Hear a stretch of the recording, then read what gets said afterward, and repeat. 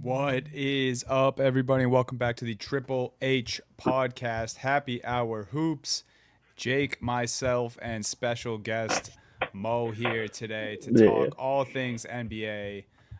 Post All Star break, 9 games tonight. A lot of shit to talk about. Some big Oh injuries, a yeah. suspension, everything. We're going over everything all NBA. Jake, Mo, how we doing, guys? I'm good. I mean, it's Welcome, I'm Mo. Welcome. happy to be here. Welcome. Yeah. Ha- How we doing? How's Uh, life? Life's okay. It's winter. It was like negative, like 10 degrees today in Dunkirk, New York. So not the best. It was snowing all day too. So I'm happy Oof. to just be inside and we can talk some basketball and then move on with the day. Yeah, it's brutal out here. Dunny, how cold is it in Boston right now? It was 15 when I went to work this morning. I think it's Nice. like probably in like the mid 20s right now. Yeah, that's Wow. it's wonderful. Wonderful So northeast. we're thriving up here in the northern part of the country, and but that's what we're here for. We're here to bring the basketball heat, right? Heat, the hot Isn't it? takes. Is that what Mo's here for? Isn't it? I mean, I don't think I have any hot takes, but we'll see what you guys think, to be honest. So Isn't it crazy too that Steve is not on the pod this week? Moses' replacement. Steve's in fucking Arizona playing Yes. golf. Yeah, that's ridiculous. In probably one of the warmest states right now, and we're just freezing our asses off here. But let's get right into it, guys. First news bullet fucking sucks, man. Wemby out for the season. Really random. Blood clot in his shoulder. Came like mid afternoon from Shams today. Really surprising. I mean, obviously these things are kind of a freak thing. Like it's not like a injury he suffered in the All Star game or anything that was he was dealing with all season. It's just a nagging thing that really sucks, and you don't want to see this from any athlete, especially a guy like Wemby, who, the Spurs still had a chance to make it in the play in and fight for a playoff spot there. But Mhm. just in general, the Spurs losing this guy who's must see TV, we don't get to see him for the remainder of the season. And I don't think there should be questions going forward, but like you never really know with something like this. So just terrible news for the Spurs. Yeah. I mean, there's nothing else to say. Like, it's terrible. Hopefully, it's just something that they said that it's an isolated incident. You just hope that it is with something like that. I mean, it's just a weird thing to happen, but you'd rather, I guess, rather take it as a precaution, right? And Mm-hmm. you're gonna play it safe with this guy. This team was barely gonna make the playoffs. Honestly, for the Spurs, they're like somewhere deep down, they're like, we kind of wanted to tank anyway. So sitting Wemby down for the season isn't the worst thing to do. And his health should be the most important thing anyways. Like you're not like the main point is you're not playing for a championship this year. So get this Right. guy right, whatever you have to do. But weird situation. Not what you were expecting to see, especially after you saw the guy I guess kind of play basketball on All-Star yeah, weekend this uh, on Sunday. partially And Saturday participate. too. He really Yeah, didn't play he really didn't do anything True. this weekend. yeah. But no, I mean, blood clots. I mean, that's obviously like something that like every athlete you see it in like every like aspect of sports, not just a basketball thing. And you hope to figure out and just come back from it. I mean, they all have like that different copper fit stuff people can wear, and maybe it's just a circulation thing that's it's temporary, or maybe it's something he's gonna have to play with in his career and it's just going forward. Hopefully, it doesn't hinder him too much. Now, you guys would know this for sure. He doesn't qualify for any of like depoy for end of the year, right? Because he didn't play enough games. And like, will No. he not be? He won't be like for like a blocks leader anymore, even though he was leading the league. He just didn't. He didn't play enough this season, right? Because it's gonna end up being that way. I don't know how it works with the blocks leader, but yeah, I don't think he can win the Defensive Player of the Year award anymore, which I hadn't even thought of until you just brought that up. Yeah, it's a good point because he was, I mean, a shoe in for that. Right, heavy favorite. I Yeah, saw earlier odds. He was like minus 3,000, like a couple days ago, and now I mean that's just thrown into chaos. And I Yeah, mean well, that's like a monetary thing, but it's like this would have been he was having a great season even if the team wasn't performing amazing. Obviously they're the 12 seed right now, but really like you said, only 3.5 games back from the Warriors for that 10 spot. And once you get to that play-in, I mean who knows what's going to happen if they just get hot at the right time, and so it sucks. sucks for the Spurs, sucks for Spurs fans. Obviously, that's scary to see you have this franchise guy, and now something like this happens. That's just like a freak occurrence. But I saw someone pointed out David Robinson back in 95, 96 only played 6 games, and then they got Tim Duncan. So Spurs are just going to be tanking the rest of this season, and they're going to end up with Cooper Flag, and it's going to be Cooper Flag and Wemby going forward. Bro, I mean, even if it's Ace Bailey or something, bro, like it'd be scary if that happened. Like that's the thing is like it's best case like sit him down, get him right. You hope he's fine. Obviously, good health, everything else. But now they wanted to tank. Like this team, they got Fox just because they needed to get Fox, and they probably knew there were other bidders, and they knew they wanted him. Couldn't wait till the offseason to do it. But I think in the preferred world, they just tank another year, add some free agents, get a high draft pick this offseason, and next year we're talking about the Spurs. I mean, people are gonna be talking crazy about the Spurs next year when he gets healthy. In an already loaded West too. So I mean, be interesting. One of my first thoughts of this was, kind of something that Mo just mentioned. They weren't too far out of the playoff race, so I think teams like Phoenix and Golden State can take a deep breath of relief here because they don't have to worry about this team on their back anymore with Wemby out. But I do feel bad for De'Aaron Fox because, I mean, regardless, like this was the team he requested to go play for. Obviously, he's a true competitor. Like this guy that's going to compete no matter what. And then, asking for a trade, obviously you're trying to go play with Wemby, and now he's not going to be there for the remainder. But like you guys mentioned, like this team will be back. Hopefully it's not too serious for Wemby. Jake, something nice here, and it's a good segue for me too because I just wanted to bring up this guy for a minute. But Evan Mobley is second in the odds for Depoy now. Jaren Jackson at -110, and Evan Mobley right behind him at +110. So right around even odds. I was gonna say who's next. Interesting. So I have to start. I have to start agendas now. Is what you're telling me. Is I have to start. I'm gonna start being one of those guys that makes like the super like music video highlight clips of Evan Mobley. Be like, if Evan Mobley isn't your DPOY, you don't know. The fan cams, yeah. Yeah, who would be a good fan cam? Well, he was Mobley 2 years ago? Well, he was a finalist for Depoy, wasn't he? Didn't he come in like second place in voting? Who did he lose to? Was it Jaren Jackson? He might have lost to Jaren then. It might a couple years ago. I don't remember who, but it might have been Rudy. Oh, Rudy. I mean, yeah. Well, it's a fair guess if it's Rudy. I don't think it was a smart year. Can we talk about this Evan Mobley thing while we're talking about Evan Mobley? Because this was when I saw this. This was news to me when I read the doc. Dunny put in our planning doc. I had no idea this happened until I read this, and I was shocked. So this is my genuine reaction to it. Dunny, can you do the honors here? Yeah, so this is actually something I've been trying to throw into the show as a quote of the week. I think a couple weeks ago I had Amin Thompson in here when he said he felt like Kobe after hitting the game winner against Boston. Oh yeah, that's right. And this was one I came across. Braun was a close second here with some stuff he was saying about Luka, but Evan Mobley, when asked on who will be the best player in the league in the next 5 years, he said, I don't know, maybe me or Victor Wembanyama. So just all out confidence from the youngster in Cleveland, which I love it. I don't really have a problem with this. I think this is kind of like how the NBA operates. Like everyone talks their shit. Everyone probably thinks they're a little better than they are. But what do you think, Jake, as the Cavs fan? I mean, obviously I don't think you think this is a realistic possibility, but do you like the confidence, or are you saying pump? Are you sure though? Could Evan Mobley be? I mean, I'm not sure. Wembanyama? I'm not sure. I don't think so either. I do. It's exactly what you just said though. Like every basketball player should have the confidence that they're the best player in the world. Like that's the kind of basketball player I want to have. Like I want the Jordan Clarksons and the Brandon Jenningses of the world, and the Pat Beverleys of the world who just think they're like the best player in the world. You're missing a big one. You're missing a big one. Dion Waiters, man. The unbridled confidence of Dion Waiters. Come on. Dion Waiters rather be I can't remember the exact quote, rather be like 3 for 20 than 3 for 10 or something like that. Because you stopped shooting. Yeah, you stopped. Yeah.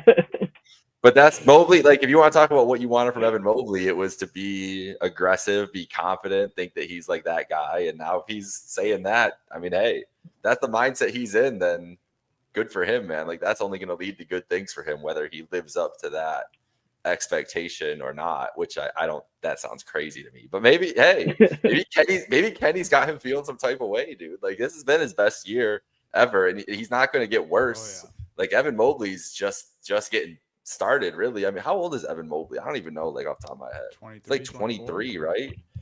It's his 5th season. Was he drafted in the COVID year? He's 23, yeah. Yeah. So not even like into his prime yet. Like dude has barely even grown into his body, his long, lanky arms and everything he's got going on. So I don't think he's Wemby, but No, but I like this because in the same week he had this quote, and Mitchell, after they won the skills competition, said, you know, we're going to be hoisting another trophy in June. So the Cleveland guys, that they're confident, Jake. And that's part of the puzzle right there. So I didn't mind either quote. I liked it. I you know, he kind of said it with a smirk on his face when he said it. So like, you know, I think he knows he's being a little facetious here, but maybe he believes that. listen, the Cavs have fun. That's the thing about the Cavs. You know, the Cavs reference the meat off in a I saw that. I saw that. Like that's the Cavs vibe this year. They just don't care. Like they're just out here having fun. So who was it? Was it Garland was getting interviewed and someone said it? Someone said Garland it brought it up. Garland brought it up. Shout Yeah. out Skims, and then Mitchell in the background was like, "Yeah, the meat off," and then he's like, "Shout out the meat off," which is just preposterous. That's like crazy. Comes across those guys' desks is like poor SGA. Well, I feel like more than any like athlete, NBA players are the most like chronically online, especially like on Twitter. True.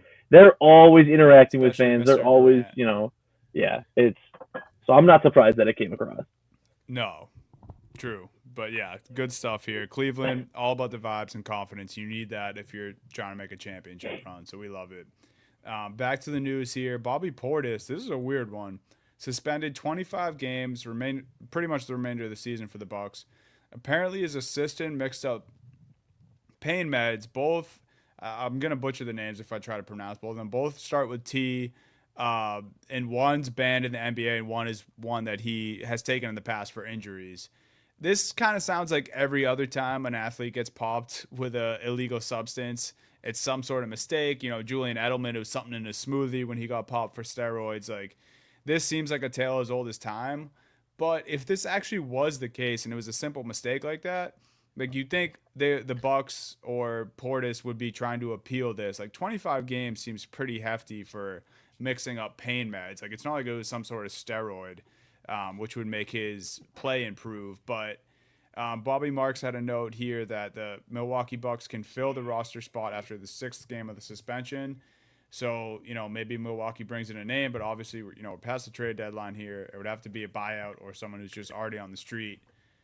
Tough news for Milwaukee here, who already doesn't have the best roster, I would say. Yeah, I just don't believe him. Yeah, I know. I tend not to. They're like, I can't remember what the actual names of the things. Like, is it like Toradol? Something like that. Whatever. He's like, oh yeah, I was just grabbed the wrong one. Like, come on, bro. Like, what are we doing here? Like, you're clear. You're trying to pull something. It is what it is. You got like, I feel like a lot of these guys, honestly, like speculative here, all do some sort of thing, and you just have to be dumb to get caught. Like, I feel like it's hard to get caught in all these leagues, and when you do, they make an example of you because they're like, "Are you this stupid?" As in something like this. If this was his defense, that's crazy. Well, so that's what I wondered. Like, it seems so excessive the amount of games, and so I looked it up, and I was like, is he a repeat offender or something? Is this why he's getting 25? And he's been Vigor's only been suspended one other time. It was back in 2017, and it was for 8 games for punching Nikola Mirotic. I was gonna say it. So I was like, okay, that's kind of random that he's just like 25 games now. Basically, your season's over. I don't know. I guess you're probably right, Jake. That it's just it's setting an example. Don't and it's a pretty poor excuse to say too that it's that it's they mixed up my pills. It's not anything on you. Like you're like a 30-year-old basketball player. Like take a little, it's your own fault. I will say in his last 5 games, he's averaged 16.5, 11.5, 4 assists, and basically a block a game. and maybe the You're saying league it was just hitting. yeah, maybe the league thought it was more than just painkillers, and they hit him with a random drug test, one of the random drug tests. Mm.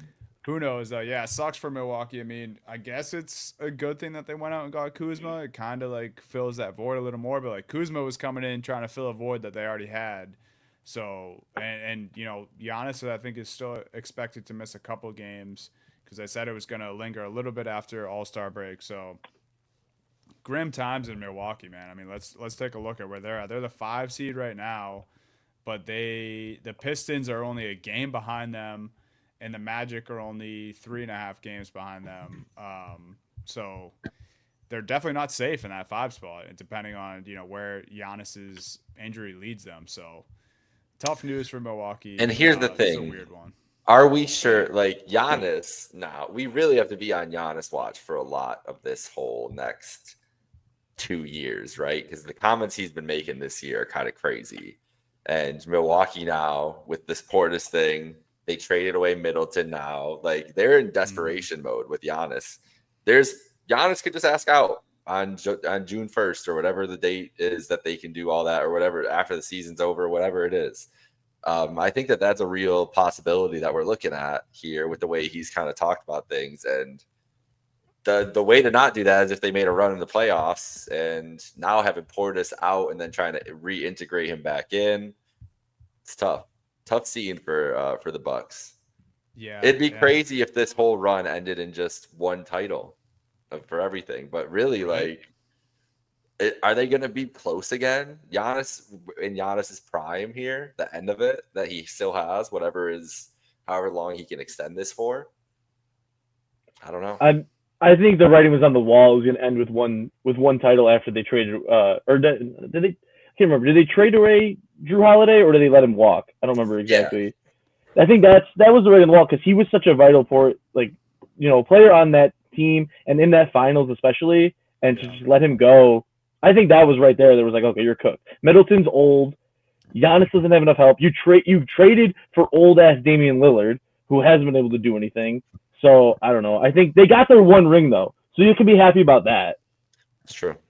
Yeah, I don't think Bucks. Depending on how ugly it is, if he does depart, I don't think Bucks fans will look back and be like super disappointed. But it is like after that one ring, like the season after, if you were to say it's gonna end with that, I think people would be surprised. Yeah. So we'll see. Yeah, they definitely have some moves to make. Old team, Brook Lopez is old, Dame's old, and now Portis suspension, who was a guy who a lot of people thought was going to get moved at the deadline, but didn't. Anyway, Milwaukee, tough spot to be in. We can fly through the rest of the notes here. Cavs signed Javonte Green, ex-Celtic, going to the Cavaliers. What can you tell me about Javonte Green? Team guy, vibes guy. No, I don't like that. Super bouncy. No, he's a lob threat. He'll play defense and just super bouncy. Like I did see he's 6'5" with a 7-foot wingspan, so I do like that. Yeah, him and Tatum were good friends. He's a grinder. He's a good bench guy. I like him. All right. Well, so can he take Isaac Okoro's minutes? I would say so. Yes. I mean, he's okay. Then I'm all for it. I'm all for it. See you later, buddy. Sorry, Steve. Steve's not here to talk about this one. Dallas Mavericks signed Moses Brown to a 10-day contract. A legit 7-2. I mean, they just need a center. Like they needed to do something like this. They need Dwight Powell back. 7'2" young guy. They need Dwight. I don't know what else to say about this, but yeah, Moses Brown 10-day contract to the Mavs. Needed a center. Killian Hayes back in the NBA, former 7 overall pick, I believe, in the first round. Jake, your dad's Nets here, which he tuned in and said, "Let's go Nets" at the beginning of the pod. Maybe he knew we were going to bring up Killian Hayes. I'm sure he is crunching Killian Hayes tape right now and bursting with excitement. Dunny, you were right. 2020 first round pick, 7th overall. So you're good. You're good on that. Thank you. Cavs Nets tonight. Big matchup there. Yeah. Wow. Cavs have back-to-back games, Brooklyn and the New York Knicks tomorrow night. Somehow the Cavs come off an All-Star break and get a back-to-back. Like how does that even happen? Yeah. NBA's got to be better with the scheduling, man. And there was no game. There was only one game on Wednesday night for some reason. Lonnie Walker agrees to a 2-year deal with Philly, so he comes out of, I forget where, he's playing somewhere overseas, and Philly plays the Celtics tonight, and I know Lonnie Walker is just going to have some sort of weird revenge game where he probably has 20 off the bench. Yeah.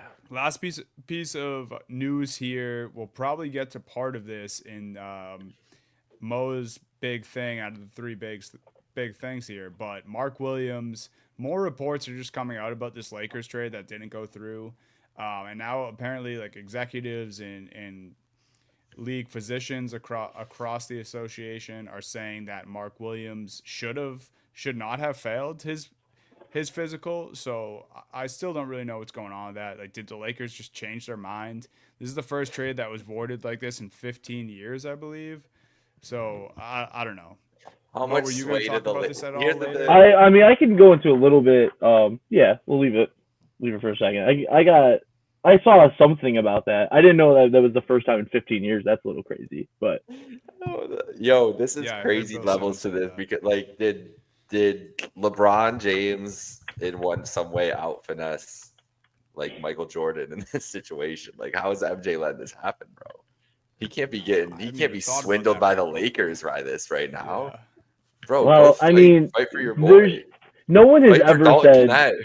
Well, no one has ever said that MJ is a good owner. So I to know be that's fair, the it thing. would I'm be just getting cooked here, bro. This is the Yeah. first time in 15 years you're just gonna let this slide because the Lakers said so. What a bum, bro. Figure it out. Poor Mark Williams, dude. I see that purple and gold heart Mark Williams tweet all the time now on my timeline, and I just feel so bad for him every time. Well, so LeBron's big dunk last night was on Mark Williams, right? It was indeed. And then it panned to Dalton Knecht just not caring whatsoever on the bench. So the NBA still has its beauty, and even with voided trades and the Lakers being involved, I think Dalton Knecht's listen. a little ridiculous. I think he's over dramatic. Dalton Knecht. Steve had that same take last week. Yeah, So yeah. I need time to readjust. Like, bro, calm down. You're a rookie. You've only been in LA for like 4 months, and you're acting like it's the end of the world. Like you're like a 15-year vet that got traded. He'd been there the whole time. Like, grow up, man. Like, I actually love this because just last week Steve had the same position in the. If you're watching on YouTube, he was in the same box on our panel saying the exact same thing. It's He Yeah. was fucking so beautiful. mad at Dalton Knecht. I kind of agree. Like I get it. I just think that's if that conversation did happen between him and Redick and he needed time, like fine, just keep it private and just say like, yeah, he's dealing with some stuff, he's not playing. Like you don't have to say like he came to you, it was like I don't know if I can play right now. My I do theory think, is like, that it's my part of the theory business. last week, Mo, was that he blew up on JJ. It was like, fuck y'all, fuck this place. I'm never coming back. And that was JJ's way to tell the media that he did that. It was like he's gotta work some stuff time. out. I guess whatever, man. If that's Either way, it's what he had to do, okay. If that's what you had to do to get over it, fine. Yell at JJ Redick. Well, it's not great vibes around the Lakers right now at the moment, unfortunately. No. But yeah, weird stuff with the Lakers and Mark Williams. We'll talk about the Lakers more in a little bit. All-Star debrief. Some boy. people might be tuning in specifically just for this. It's been the talk of the town since probably starting last Friday because All-Star Weekend sucked, guys. I mean, there's no way around it. It's second least watched All-Star game ever. I mean, the new format was bad. Saturday night, I enjoyed parts of the three-point contest. Skills competition was a joke. It started with Wemby and Chris Paul getting DQ'd. So that was fun. I don't know. I have some I takes, can't but Which allegedly though that they got. Can we talk about them? Like Chris Paul definitely came up with this, right? Like that's a Chris Paul. No, Wemby laid on the sword. Well, yeah, Wemby said that it was his idea. No, there's zero chance that was Wemby's idea. And then he also said that we talked to league officials during the week if this was allowed, and they told him yes. That's what he said. Draymond said, which I don't really believe a word Draymond says, but he claimed that he saw them asking the refs before the skills challenge happened too. So if that's the case, weird. But but like I can't imagine a ref would say yes. Like what? Obviously, that's like people are watching. They're tuning in to see your guy's skills. There's nothing skillful about that. You're just fucking throwing the basketball. Yeah. They had a couple of nice chest passes though. That was the only good part. Well, when they started, just passes. And selfishly, I bet on CP and Wemby to win.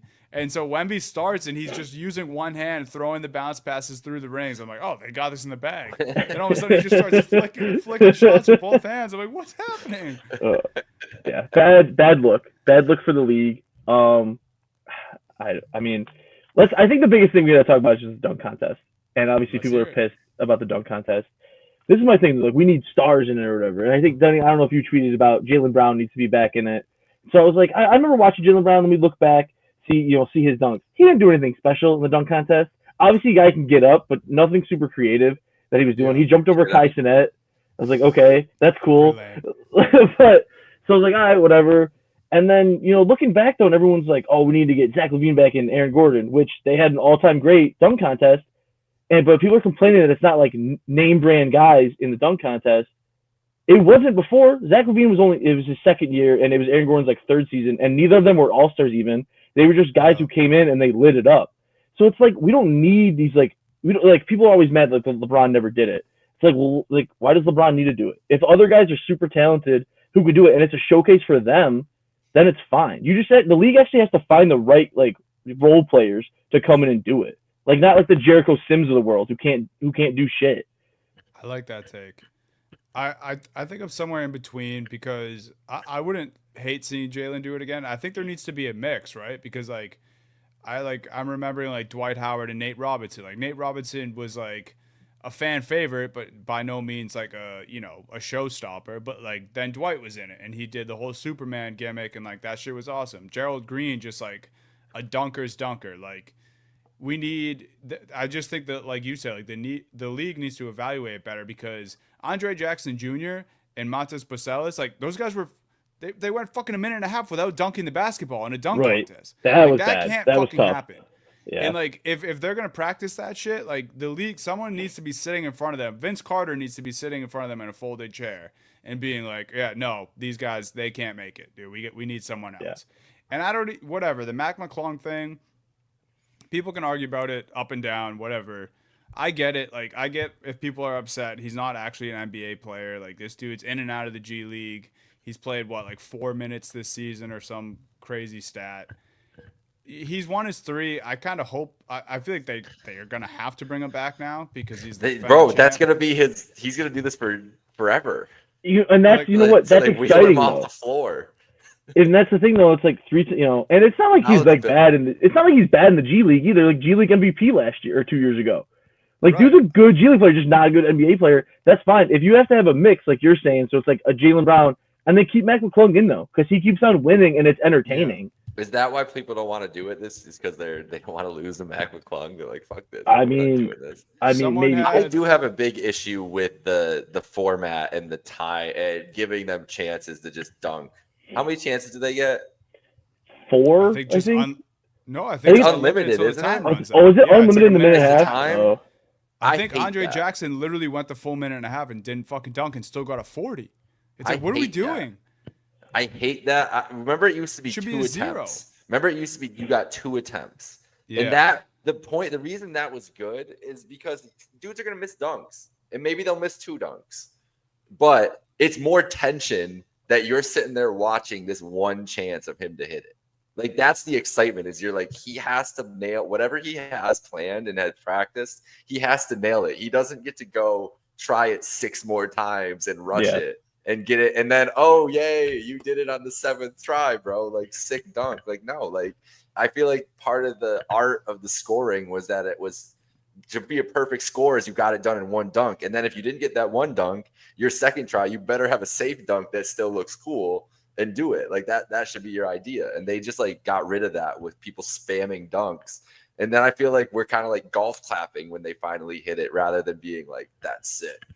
Yeah, exactly. And then it even kind of takes away from the good dunks that Castle and McClung had, because we're like, well, we just watched a guy not dunk for a minute and a half and I'm bored now. Yeah. So yeah, I think I do think they need a few big names. I agree. Like, I don't think it all has to be. And, like, I'll be nostalgic about it, but, like, Aaron Gordon, Zach LaVine, like, those guys are older now. Like, they don't have that bounce anymore. I know, Right. And, yeah. like, if you're Levine, you probably shouldn't do it for, like, a career move. Like, you're a guy who has an injury past. Will Ja do it? He's tweeting. I think Josh should. I think that, like, if you have Ja, one other big name, and then if McClung and, like, another rising star, I think Castle and Vassell, both from the Spurs, should have been in it this year because those guys can both fly. Like, on fast breaks, they're constantly throwing each other oops. Like, get two teammates in there. Like, spice it up a little. Well, I Yeah. mean, the thing with Ja though, it's like obviously we know like Ja has bounce, he can get up, but like, does he have the creativity for it though? Like that's the thing. Just because you can dunk in game and it's like oh you can poster somebody, it's like okay, but like can you actually do like a cool dunk more than just like you're getting up there and dunking? Yeah. Like I do that's think part of that it showed too. with Jalen, to your point. Like, I'll be the first to admit that. Like, he's probably the best, or if not one of the best in-game dunkers in the league right now. But, like, it showed. Like, last year, he was just like, oh, I'm going to put a glove on and dunk. And it's like, okay, well. Right, and that was the thing. I remember when I rewatched it, and it was they literally said that after his first dunk, they're like, "That's an in-game dunk." Like that's what he did, and it's like it's something special. I got a trivia question for you guys, and Jake knows I always hit him with college football trivia questions during our show. Who was the last like all-star, legit all-star that won the dunk contest? Was it Dwight? No, that's a little bit more recent than that. Okay. 2018. I'll give you the year. Oh, all right. Oh, I have no idea. I have no idea. 2018 All-Star. DeMar DeRozan? No, it's not a bad guess. I don't This know. guy. So I should say. Well, I guess it wasn't. What conference? Give me a conference at least. It was for the Jazz. I guess it technically wasn't his first All-Star year, but he's a legit All-Star now. So a big name player now. He was on Donovan the Jazz. Mitchell? It was Donovan Mitchell. Donovan Mitchell won the All-Star? The dunk contest in contest? 2018. He wasn't an official All-Star yet. Actually, that was his rookie I season. don't remember that. Yeah. So he was one of those, but like you said, rising star guy, and now who's a six-time All-Star and on the best team in the league. Yeah. Donovan, I think remember they just that. need to do a better job evaluating. Yeah, so that's my like big thing overall is, and I tweeted this too the Monday after the game. Like, it just needs to be East versus West. And put something on the fucking line. Whether it's more money, I still think it should be home court in the finals. And people can bitch about that and say that there's guys in the game who aren't going to care because they don't have a horse in the race because they might be the 8 seed, they might be the 10 seed and just in a playing spot, or they might be lucky enough and be even worse than that. Like Wemby was 11 seed, he was selected as an all-star. But who cares? Like, then down the stretch, put in the guys who do have a horse in the race. Put in the guys who, are a top 5, 4, 3 seed in their respected conference and let those guys duke it out. And Adam Silver is doing way too much blaming the fucking players that they don't try hard enough.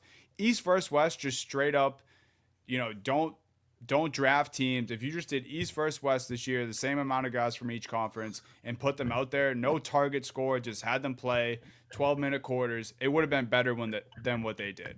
Like, if you're a Thunder fan or anyone on that team that got eliminated right away, like, Shea played for fucking 8 minutes in the All-Star game, and then it was done. And then we had to watch Rising Stars. Like, Adam Silver could blame the players all he wants. It's like, dude, you're trying to do too much with this fucking draft and target score and play to 40. And if we're going to bring Mr. Beast and Kevin Hart in the fucking All-Star game, can we get a little rehearsal first? Mr. Beast was stumbling over every other word on the microphone. Nah, bro, they were drunk. I'm telling you, bro. Kevin Hart was on the Henny or something, bro. He had a solo cup on the sideline. It's like, what? Yeah, that dude was not well. It was just crazy. strange. The whole thing was strange. Like, and people are gonna take this the wrong way. Me like thinking the Mr. Beast thing was bad. Like, I like that he gave money to a fan, Dude, rehearse it. Like he couldn't even speak on a mic. No, Dunny. The Mr. Beast thing was bad. We don't need. It was bad. I Okay, saw a thank you. thing. It was I bad. saw a I was thing trying to today be that said nice. Mr. It was Beast. fucking bad. I saw a thing that said Mr. Beast was part of the NBA culture. They were like, that's how the NBA was defending it. That he is like important. I'm like, I've never heard of Mr. Beast and NBA in the same sentence before until I got home Sunday. That was like I missed the first part of the All-Star game. I get home Sunday, and that's the first thing I saw on my screen was Mr. Beast, bro. I'm like, I'm not seeing like Steph. I'm not seeing Durant. I'm not seeing Jokic. I'm seeing Mr. Beast. And Dame's like laughing at him the whole time. Who's asked for that? Right. It was kids. like they're trying to appeal to the kids. But is it appealing to kids to do 40 minutes of basketball over 3 hours? Aren't we here for basketball? Yeah. If Mo will understand this, Dunny not as much maybe, but it goes around wrestling Twitter all the time of times where wrestling shows don't have wrestling on, where it's shit in between ad breaks, other things. And so many times it's like, 2-hour show, it's like 40 minutes of wrestling. And that's what happened. Now I was seeing the same tweets about the NBA. I never want to see that again. I never want to see a thing about that says you had 30 minutes of basketball and 30 minutes of Mr. Beast on the same basketball broadcast. Like, don't do that to me. And that's the thing is, like, we've lost the plot of what the All-Star game is supposed to be.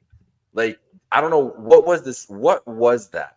Like, the target score like, we want to see the best players playing against each other. Yeah. The target score was only ever good the year they did it after Kobe passed away, and it was 20.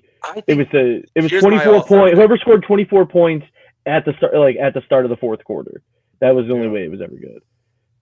And that was at least it was intense, and guys were actually trying like James Harden was diving for loose balls, and it came down to free throws, which is kind of anticlimactic overall, but at least it's interesting. At least it was tight, yeah. I think that's what they need to just go back, do the target score for the fourth quarter, do that over again, the same way you're Elam-ending, and just play a game for 3 quarters. We just want to see these guys. I don't care if these guys are just chucking up threes and then doing breakaway dunks the whole time. I just want to see them on the court. Like, that was the thing. I'm just sitting here, and maybe that's what Silver was trying to do, was show the fans, see, you guys really just want this basic ass game. Like, this is how bad it can get. Because now I'm sitting here begging for just go out there and just show me some semblance of a real basketball game. I think they'll give effort if it's close at the end of a game. I think naturally guys are competitive, that if the game's within 10 points, they're probably going to tighten up. I as a fan can make the agreement with the players. You guys don't have to try hard for 3 quarters, but can you give us a show in the fourth quarter if it's close? And if it's not, that's fine. I think that's okay. That's what the All-Star game is, though. It's not going to be some world-bending experience. It's going to be, if you have nice time on Sunday night on President's Day weekend, tune into the All-Star game for a little bit. You'll see some fun highlights. You'll get some guys mic'd up. You'll get to see some All-Stars interacting, all that good stuff. Celebrities, people love that shit. So just do that. Not Mr. Beast and Kevin Hart was oh my God, dude, it was so much Kevin Hart. He was everywhere. And I swear he was drunk, bro. I'm not trying to speculate nothing, but that looked like a man who had too many drinks. And they just kept handing him a mic. Ernie looked pissed. Ernie looked so mad at him. During that, they have him out there doing a tribute for Inside the NBA, and Ernie's staring at him bro, what are you saying? Well, then they panned to Jaylen Brown. He was like, get these guys out of here. We're trying to play our game. So what? Here's a possible thing, and everyone's talking about it because of the success the NHL has had with the Four Nations face-off, and obviously that was taking place. USA Canada, it was massive. It was 5.5 million people watched it. It's the most watched non-cup game in 15 years. And it doesn't really work. It wouldn't work the same if the NBA tried to do it where it was just U.S. versus the world, because it's U.S. Canada is an inherent rivalry already. But would it work if you do 4 teams that way? And it's the U.S., France, Canada, and then I don't know. I mean, you could do Serbia, so you have Jokic, or you could be Slovenia. I think USA versus the world, one game is the way they should do it, because I think the global the foreign players have made it clear enough that they're willing to take that on. And I think you get a big Team USA thing out of it, where Team USA can jump in and do all their marketing and Nike branding and shit like that and make it a thing. But I think Giannis, the world guys were seem down. They're sure, we'll take on the American. Well, I guess if they're saying they're gonna be down for it, it's just inherently because it's so many separate countries. because that's the thing with USA Canada for like Four Nations, and obviously they're playing again tonight for the championship. It's that we're fighting for our country specifically. It's USA versus Canada, and so I mean, does that work? They for, are expanding. Here's the thing, though, they are expanding. They are expanding that Four Nations to a whole World Cup after this now. Yeah, so every 2 years with the Olympics, right? So now it's like, okay, would they just do a whole tournament of it? I think All-Star. I think this could be the time where you do more. I wonder if this could be a time where you do more in-season tournament stuff. If you would rather do it in the middle of this season later, rather than these, like, I don't know if it would make sense to do it, but maybe you pick up like the tournament part later. You could play the round robin earlier, and then this week of all that's usually All-Star is I don't know, like maybe there's some way that you can make something matter more in this week with the format that they already have in place, or that the NHL has used. I don't know if you could do Four Nations though, because I think too many countries would be mad that they're being left out, which I mean is fair, because if you don't have like Greece in there or whatever, so Giannis isn't playing, and so it sucks. Yeah, or like Australia be in there, honestly, like yeah, but. I don't know. I don't know if all those guys are willing to do it, where it's like U.S. versus the world, and it's those guys don't care that they're not really representing their country, they're just representing like Team International basically. Then I think it would be fine.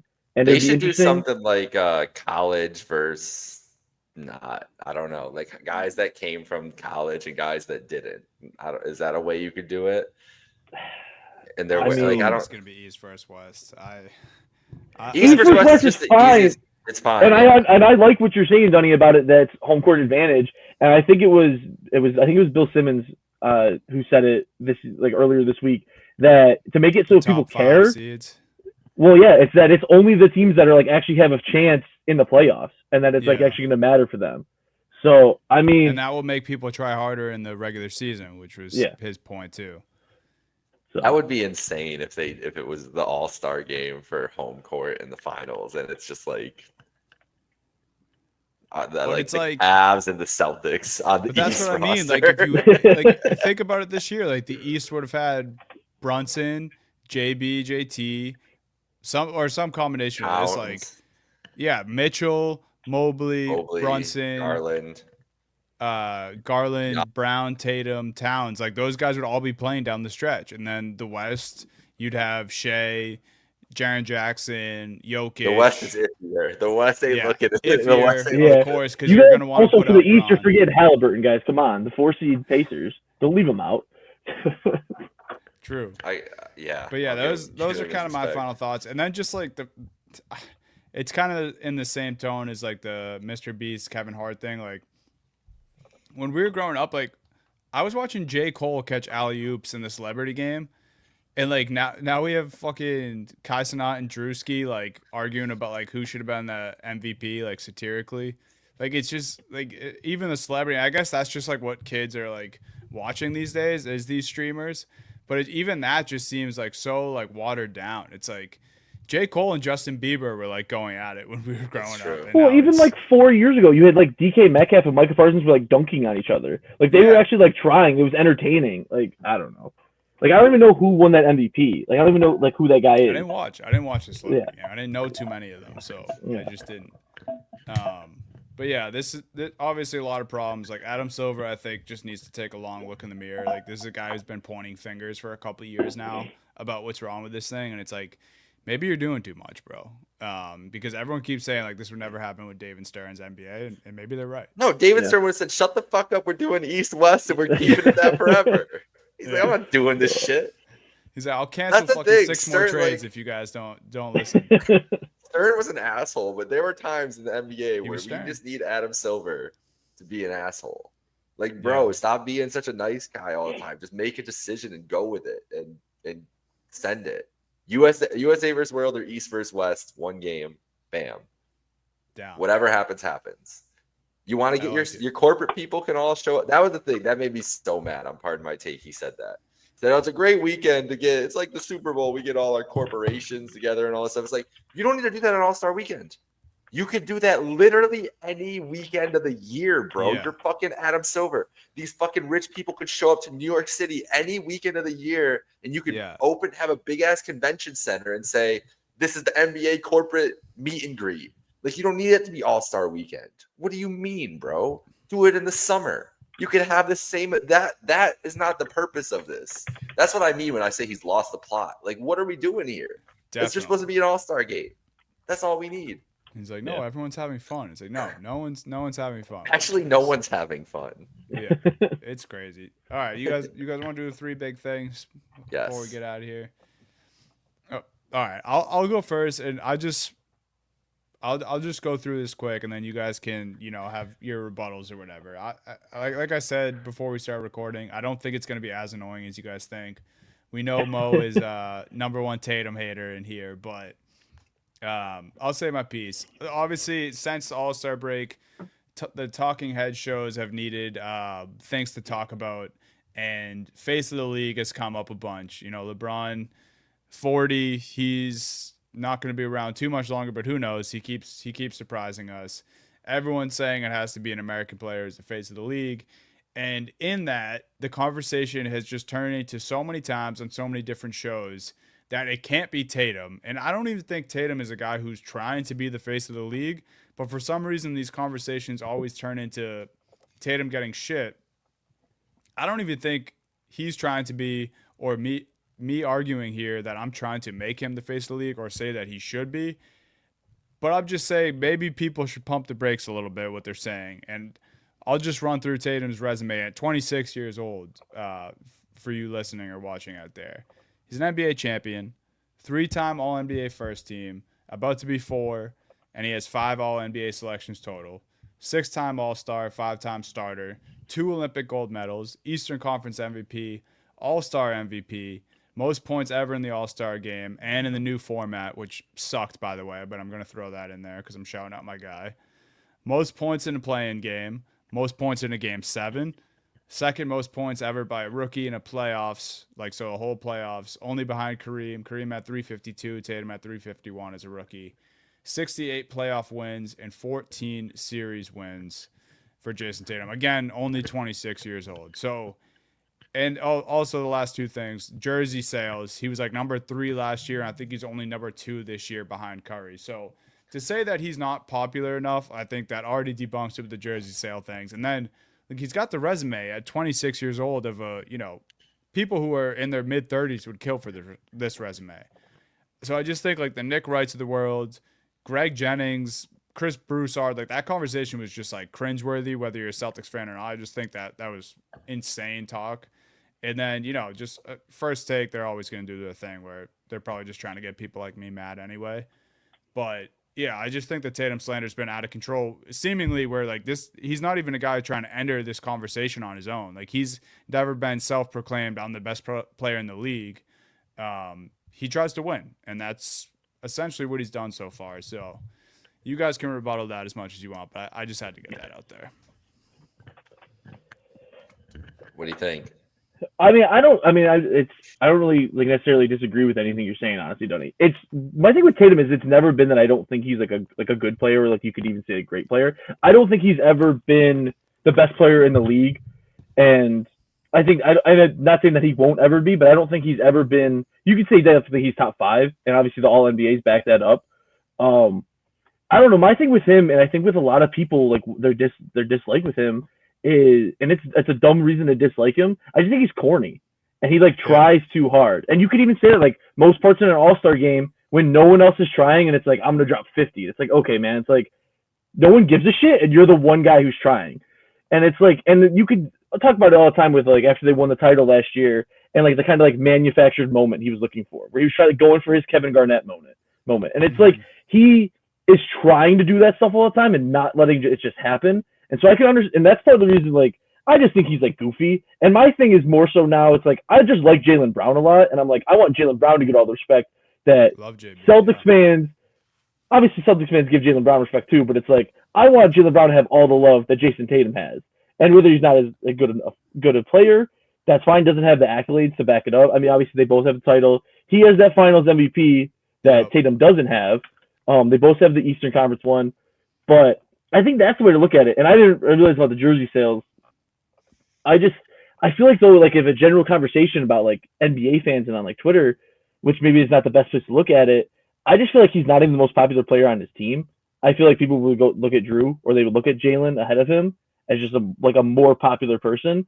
And the face of the league, obviously, they're trying to argue it has to be an American player.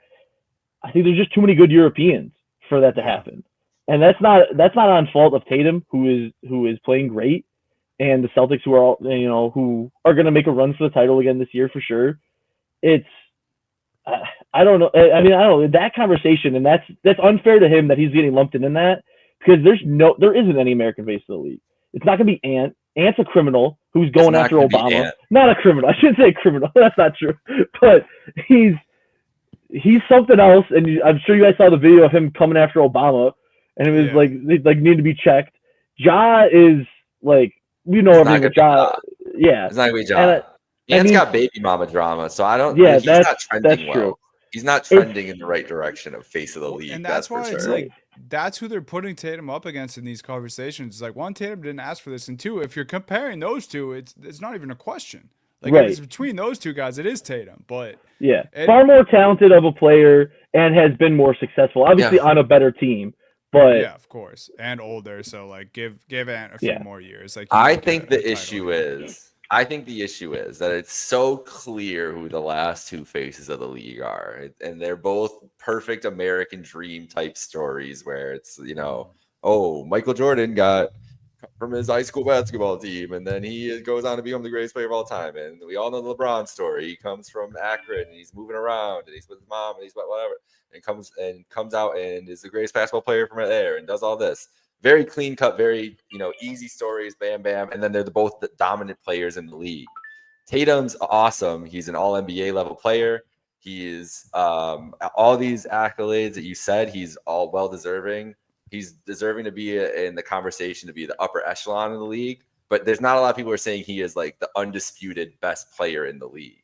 And I think that's where this has warped the media's mind, that they can't wrap their head around with Tatum, is because everybody just wants Tatum to be like the number 2 player in the league, when it's really fine especially with this team that he is on. Like you said, he cares about winning, that he really only needs to be like 6 or 7, and they're still the best team in the league, because that's how well built they are around him. And he is such a guy, always has been since his Duke days, where he's just going to fill in where he needs to. If this game he needs to rebound more, he's going to rebound more. If this game he needs to play make a little bit, he's going to try to play make a little bit. If he needs to take over and shoot a ton of threes and get them back in it, he'll do that. If he needs to play good defense, he'll do that. Like, that's Tatum's strength.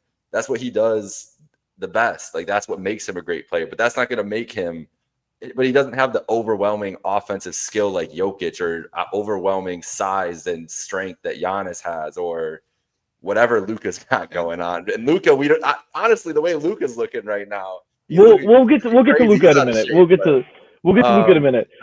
Here's also a question. Go ahead. A question for you, Dunny. Do you think it's be honest if you actually think this?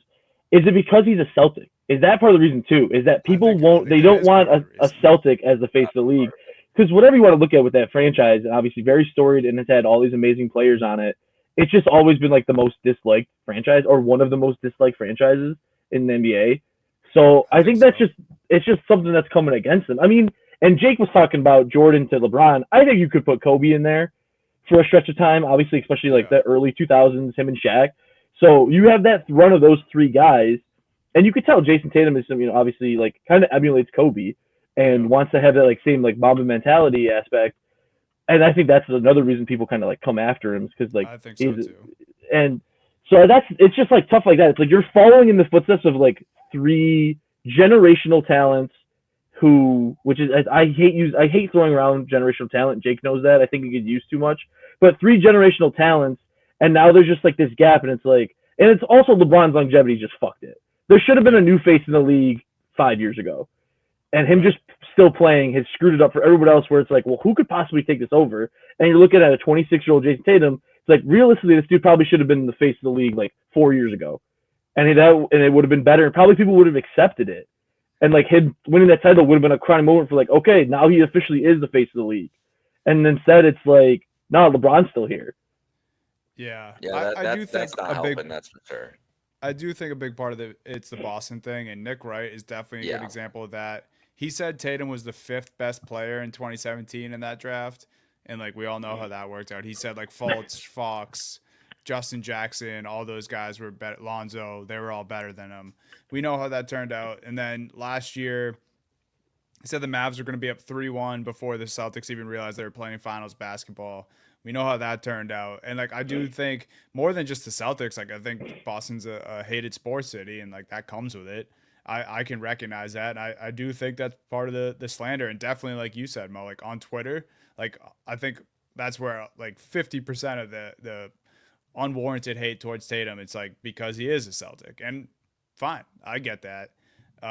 Yeah, it's just weird. I just want to make sure, people who just tune into these shows and are watching to see who might be the next face of the league just understand what this dude's doing. And like, I don't think he's trying to be the face of the league, but I also understand what you're saying. Like, I get the corny thing. I think it's more of just like a lack of personality. And I think he likes to be a quiet guy. And then like when you win a championship, he's like, oh shit, I kind of do have to like do something big here. Mm-hmm. And like, I could see how it's corny. Like I fucking ate that moment up. But like I could see outside looking in how it might be a little corny. Well, in that sense, if it's a lack of personality, he's a lot like a hockey player, honestly. Where it's like these are like the most dry interviews possible. They're not showing anything, but then in like those big moments, they're emotional like that. And it's just like, I mean, look at like Connor McDavid, who's like the best player in the NHL by far, who hasn't had that crowning achievement yet, but is by far considered the face of the league. But it's just like kind of the thing. It's like this guy has no personality though. If you try to sit and like listen to an interview with him, it's like the most boring thing in the world. And if that's just how it is though, like if Celtics just keep on winning, then Jay Tables is like, who gives a fuck if you guys think I'm the face of the league or not? That's the point. Honestly, Tatum's playing the long game at this point. He's just like, my legacy will speak for itself at the end. And I think that's the way you should honestly always approach it. The thing is, everybody's used to the LeBron way of going about things. And LeBron called himself the king his whole fucking career, bro. Like, it is what it is. Tatum's never going to do that. It just is what it is with that. And I think that the media does kind of hate that they don't have things to pick at about him. Like, like what can you complain about? Like they don't have a lot, so they just try to. He went to Duke and he's a Celtic. That's what they can complain about. Exactly. Honestly. Exactly. It's just brands, double whammy. Names that they can do with it. It is the Celtics thing just as much as anything, though, for sure. There you go. See, I didn't come after you too much for Jason Tatum. No, I didn't. No, I thought there was going to be more. I think you made fair points. But yeah, I had to get that out there. Do you guys want to hit your big things here? Let's go. Yeah. What do you? Luka. Luka he's struggling, but coming back from injury, it should be expected. I mean, I won't go too much. Obviously, you guys spent quite a bit of time talking about Luka and what it means in the trade. We want your thoughts. How are you feeling about it at the moment right now?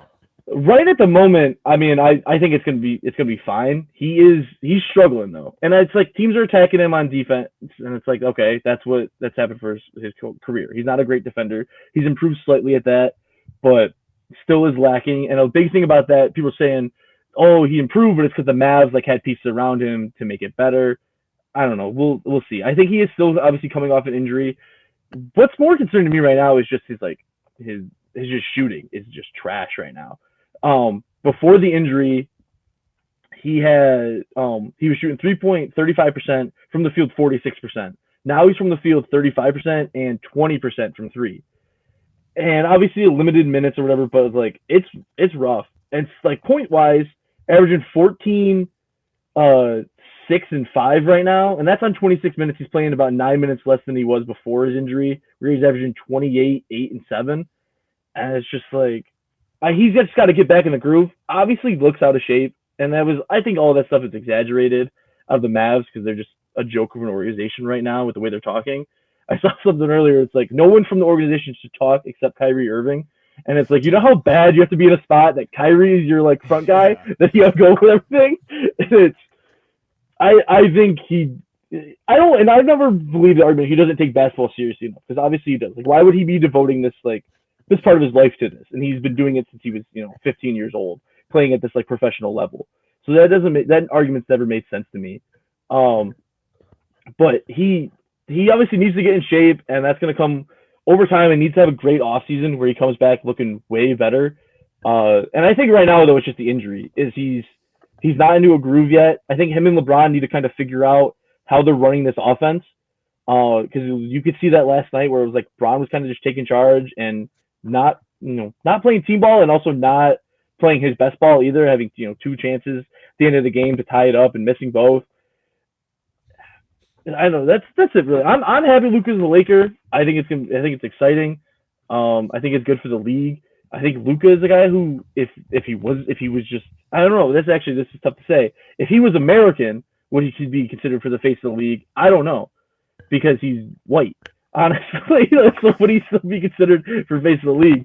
But I'm excited. I think it's gonna be great. I don't see any reason why he wouldn't want to re-sign, or why the Lakers wouldn't put everything into re-signing him and just building around him in the future. Because let's face it, I mean, I think LeBron's probably gonna, if he plays with the Lakers, I think he's gonna be there one more year.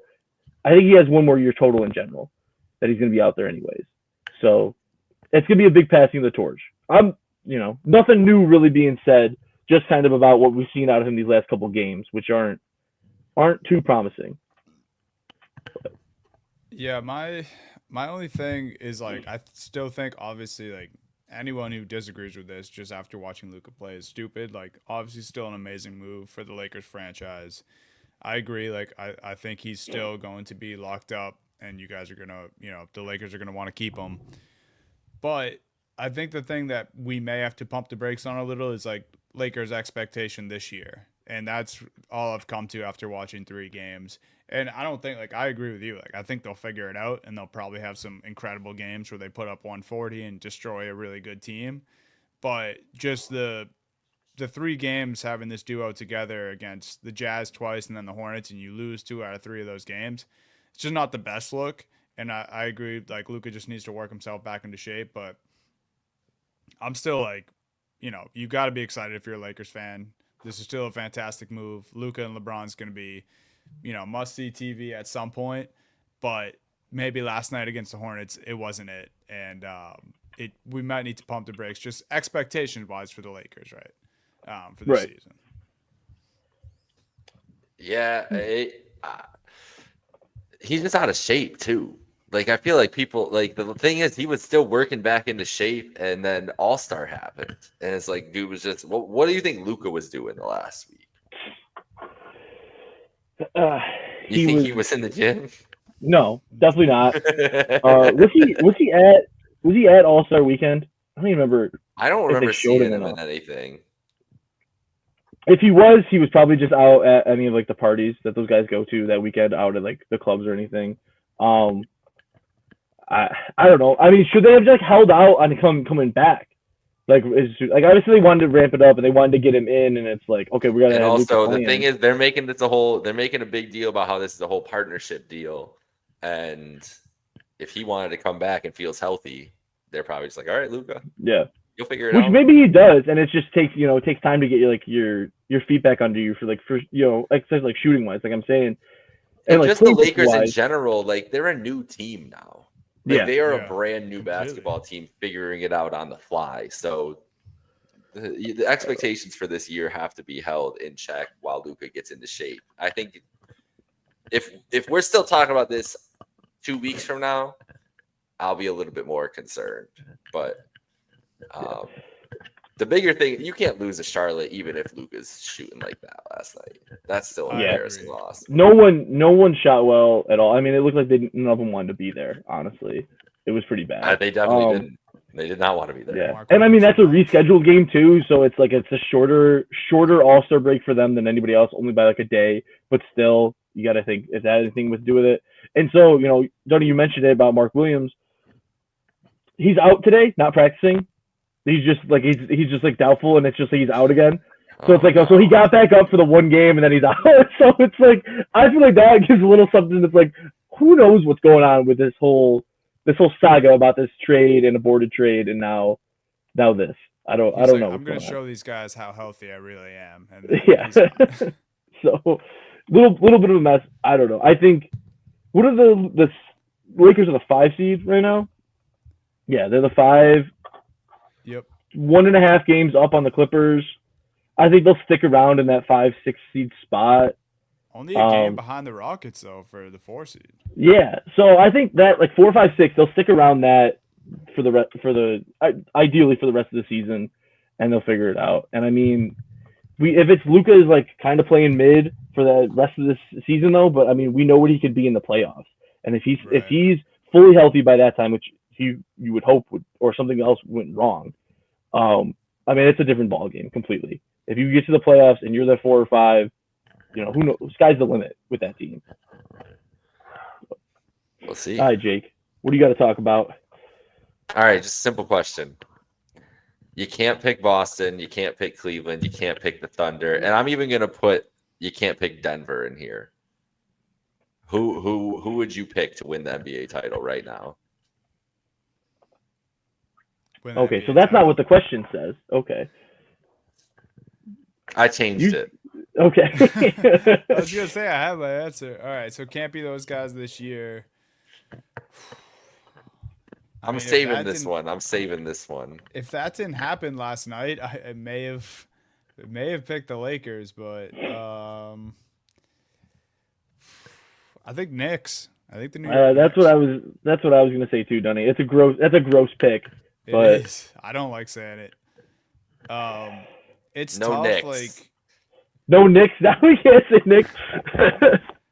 Oh, the Houston Rockets is my pick then. The Rockets. And that's strictly because of Ime Udoka and just what they've shown they're capable of in stretches. Obviously horrible in their last 10 games, 3-7 in the last 10. But I think I'm just going with that group and a coach who's gotten, I don't want to say like the talent wasn't there, but like no one expected the Celtics to make that run in 22 when they did. Obviously, much less talent, I think, on this Rockets roster. But I'm being fun right now. I'm going to take the Rockets if I can't take the Knicks. The Knicks is a good guess out of that, but let me 1 second. I'm just double checking something. Get out of the Knicks. Yeah, I'll go Minnesota. Why not? Okay. All right. A team, I mean, made a run last year. Went on a run last year. Obviously, Gobert is always like a little like iffy in the playoffs. Obviously, like a great defender, but Ant is an amazing talent, amazing scoring talent. And I think last year was massive because they got that playoff experience that you need. Obviously, making it to the Western Conference Finals, playing in a Game 7 against the Nuggets.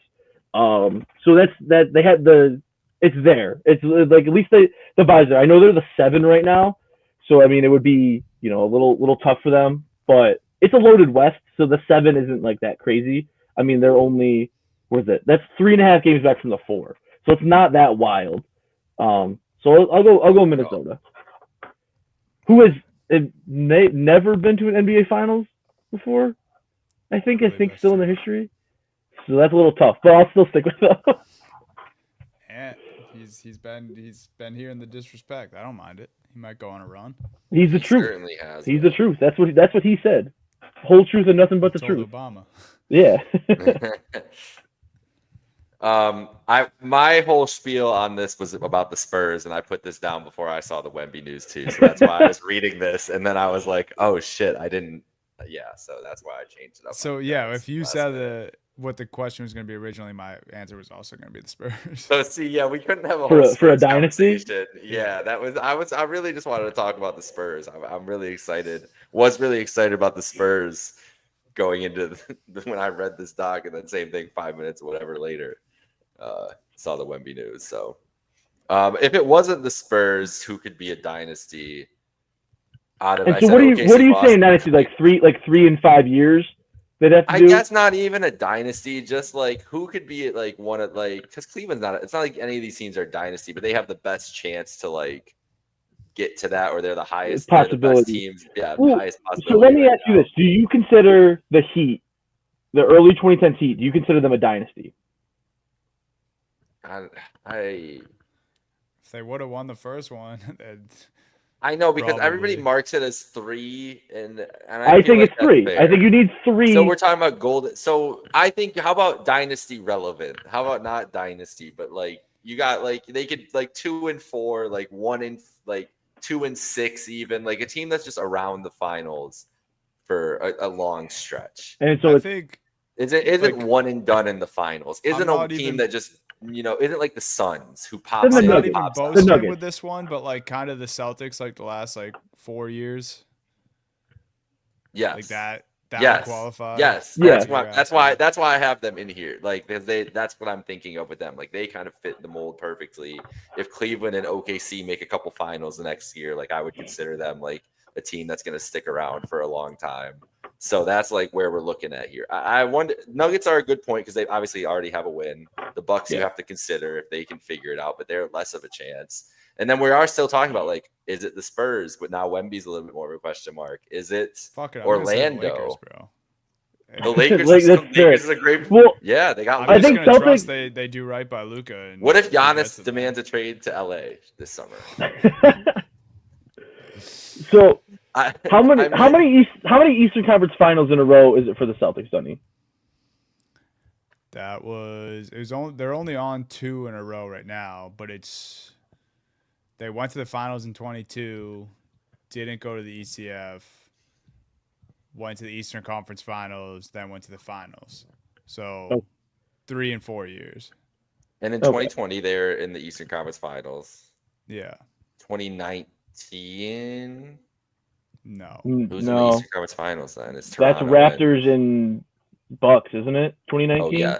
In 2018 they did against And in LeBron. 2018, they're against the Cavs. And 2017, they're against the Cavs, aren't they? So I mean, if you're looking at it from It's that a long stance, like, stretch. it is. If you're looking at that from that stance, like conference finals appearances, I mean, obviously they're working their way up. Obviously, you want like title appearances and titles, but obviously, I think the Celtics are the only one who really fits that right now. Especially like if you look at the Nuggets, like the Nuggets have a championship too, but they only have what 2 Western Conference Finals appearances They even. need a couple more. Lakers have the 1 title. It's the bubble, which I still count as real. I don't think it's a Mickey Mouse ring. But that's the only. Or no, they have 2 Western Conference Finals appearances, right? Didn't they make it? Yes, they and did get make swept it. by the It was Nuggets? they lost. Yeah, did they get swept? They got swept by the Nuggets. Okay, I think it was. they get swept. I thought it was swept. Maybe it's 5. Can't remember. And then like the Mavs, I guess, were kind of on that level. Western Conference Finals don't make it, and then Western Conference make it to the finals. So I mean, if that trend was keeping going, but now True. who the fuck knows what's gonna happen with the Mavs? Lakers might be it. You just bet on Luka. You're just like Luka, and the Lakers will get somebody else, and you just see what happens. Or the Spurs. The Wemby thing is questioned, but it still could just be the Spurs. I mean, I think before we can talk about the Spurs, you got to make the playoffs first, and obviously that's not going to happen. So that's true. Yeah, that's true. Yeah, I don't know who else. I mean, I don't think the Knicks is too hard. I think the Knicks got to make a final. I think the biggest thing is you have to make a finals at least to be in the conversation. Yeah, for sure. All right. So. Well, that was that. Now we have to, as I get this set up, it's time. Mo, are you ready for this? Oh, the wheel. Oh God. Hopefully it's a team I can talk about. Well, most likely it's going to be a team that we've already said so much about. We can't even think of anything else to do as it goes. It takes a second though. Here we go. Okay. Wheel time. All right. Oh, it was stopping. My bad. Laggy as hell. Oh, here we go. Okay. 76ers. Great. Process is over. It's over? Are you declaring it over? Yeah, I said it a couple weeks ago actually, but I'm just doubling down. What did you say? You said the process is over? Yeah. They're actually in a tight one with my Celtics right now. But yeah, I mean, I don't know. It's tough. I'm gonna keep going back to this. Like Embiid's untradeable. I'm sorry. He's untradeable. He's on a horrible deal. They shouldn't have given him that extension that hasn't even kicked in. I think Maxi's awesome. I think the Paul George move, it looks horrible now. I didn't mind it then. I think it was probably smart, but I think Jared McCain and Tyrese Maxey are something you can look forward to. I think they should be trying to get out of the Embiid business, and I don't know if they are if that's even something. Wendy called him the most untradeable contract in the league the other day, like a week ago. Yeah. So I mean, they're fucked. That's what it comes down yeah. to. I mean, and I don't even know, like, I remember this had to be like 5 years ago, Jake. I remember you asked, like, there was a thing. It was like, would you take this bet? It was like you get like $500,000 if Embiid plays like more than like 66 games or something like in a season. And he hadn't done it to that point, and he still hasn't done it to that point. And I was like, yeah, it's gonna happen eventually. Like he'll just stay healthy. But it's like it just won't. It just won't happen. Not gonna happen. And I mean, I don't know. Even you mentioned Jeremy McCain. Isn't he out right now still too, or is he back? Oh, he's out for season. Yeah. So it's like even like a bright spot of this season, and it's gone for 76ers fans. They, Philly fans, whatever, they just won a Super Bowl, so I don't feel too bad for them. The basketball team's in a little bit of a mess. But, I mean, yeah, I don't know. There's no – unless it's like whoever they're trading him to – unless whoever they're trading him to, like, honestly gets first-round picks back themselves, then it's not going to happen. And they're just going to be stuck with Embiid. And it sucks because of like what of a talent of a player he can be, and as like a scoring like threat. But I don't know. I think they're just cooked. They're cooked. Well, Mo, thank you for joining Happy Hour Hoops. Thank you to everybody else for joining Happy Hour Hoops. Dunny, you're muted. Back. Dunny, you are muted. I didn't know if you were trying to talk or not. Yeah, I was saying thanks, Mo. Thanks for coming. Yeah, bro. Shout out, Mo. Yeah. Well, thanks for having me on. Basketball's back tonight, so go enjoy. Yes, your Celtics are underway. The Cavs are about to be underway soon here. A full night of hoops. We're back fully on. March Madness coming up soon. Great time. All right, guys. We'll be back next week. Later, guys. See you.